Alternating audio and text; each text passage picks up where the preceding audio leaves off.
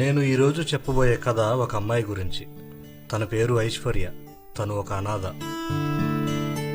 నాకు ఒక బేకరీ ఉండేది. సాయంత్రం అవగానే మిగిలిపోయిన బ్రెడ్ ముక్కలన్నీ అనాథ పిల్లలకు పెట్టేవాడిని.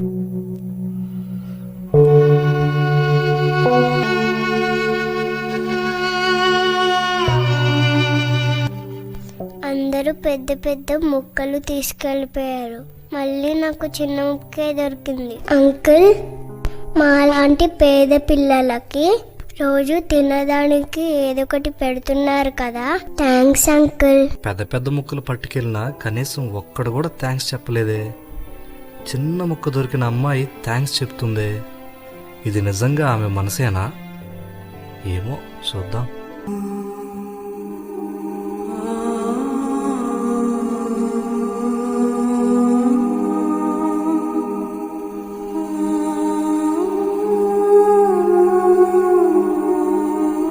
Uncle, thank you uncle.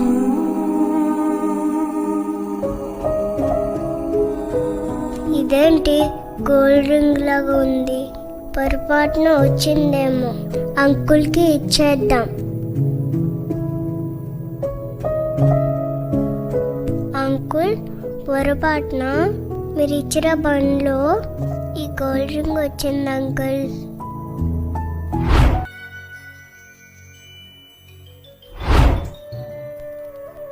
అమ్మా, నీ వ్యక్తిత్వం ఏమిటో, నీ బుద్ధి ఏమిటో చూద్దామని ఆ చిన్న రొట్టె ముక్కలో ఆ ఉంగరాన్ని నేనే పెట్టాను. అమ్మా, నువ్వు ఆర్థికంగా పేదదానివే కానీ బుద్ధిలో పేదదానివి కాదమ్మా. నేను నా కూతురుగా అంగీకరిస్తున్నాను. కృతజ్ఞత అనేది ఉన్న స్థితిలో నుండి